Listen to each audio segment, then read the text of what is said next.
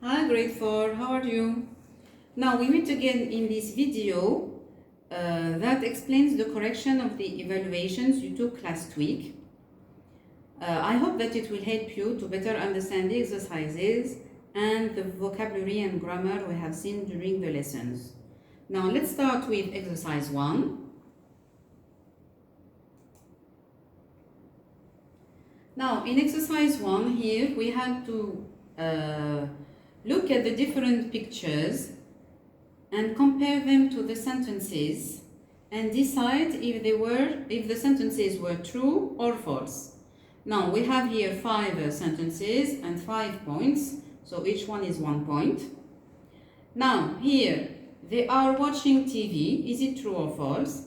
2, he's washing his car. So true or false? They are making biscuits. Is it true or false? Is he playing swing? Yes, he is. Look at the picture. Are they planting a tree? Yes, they are. Look at here. So let's look. So you notice maybe first thing that all the sentences are in the present continuous. So we have are watching, is washing, are making, is he playing, are they planting. So all deal with actions that are happening in the time of speaking.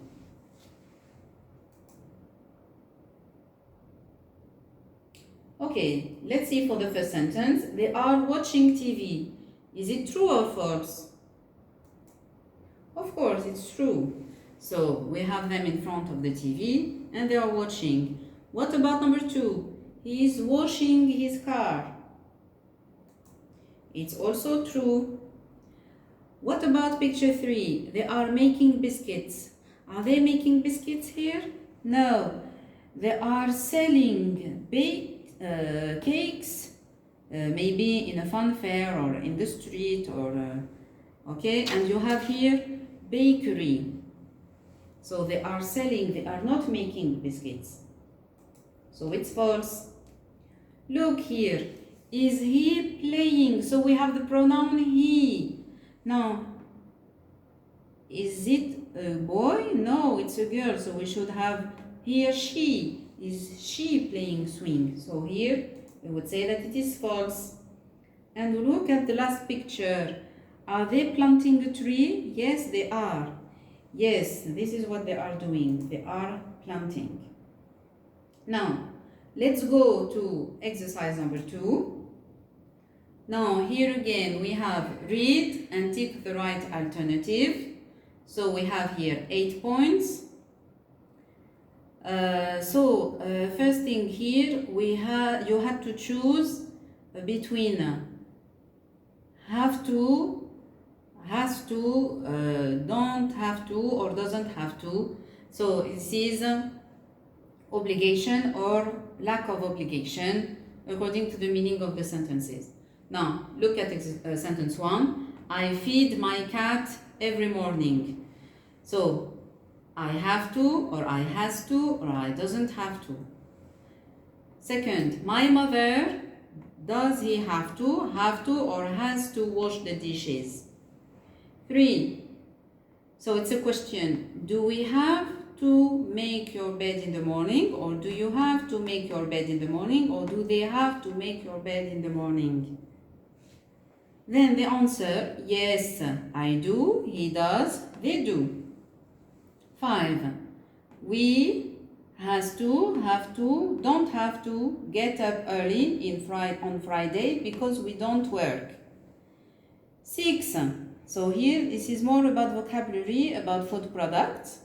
A bee produces from the nectar of flowers. What does the bee produce? Meat, milk, or honey? The students have to collect for the school library. What do they have to collect? Food, funds, or leaves? And finally 8. Dad has to set the table and I have to eat. To clear it, take out it, or rake it. So this is the exercise as you had. Let's look now at the correction. So for the first, I have to feed my cat every morning. It's an obligation. It's a necessity. Otherwise, my cat will be hungry. What about number 2? My mother has to. So my mother, third person singular, like she. So we have to use has.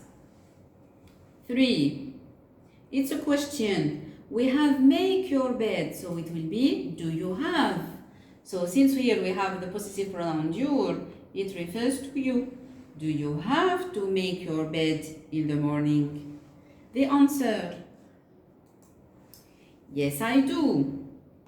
Since here I ask with you, the answer, yes I do. 5. We get up early on Friday. Do you get up early on Friday when you don't work? No, of course not. So, we don't have to. It's lack of obligation. It's not an obligation. Then, what about the bee? What does it produce? It produces honey. Then, the students have to collect for the school library. So they want to buy new books and change maybe some things in the library or paint the library, etc. So they need money, so they collect funds. And finally for 8, Dad has to set the table and I have to clear it. So Dad put the plates and the forks, etc. on the table before eating, but after eating, I have to clear it. Now, let's move to exercise 3. Now, here we had to deal with the quantities, nouns, so countable and uncountable nouns. So, complete the sentences with a or an or some or any or much or many. So, a and an as like one. So, we deal with a singular countable noun. Some can be used for both countable and uncountable nouns. Any is the same, but essentially in negative sentences. And for much, it is for uncountable nouns, and we have many for countable. But be careful, much is also used when we want to ask about the price. We say how much. Now, A here, there is banana in the basket. There are tomatoes in the bag. Is there butter in the fridge? So it is a question. I need flour, eggs and butter to make a cake. I want to eat apple. How is it? It is 10 real. How students are there in the class? So let's move to the correction. For the first one, there is a banana in the basket. So here we have one banana in the basket. These are for B, some tomatoes in the bag. So we have a small quantity of tomatoes. I don't have the exact number. C, is there any butter in the fridge? So any, we can use it for questions and negative sentences.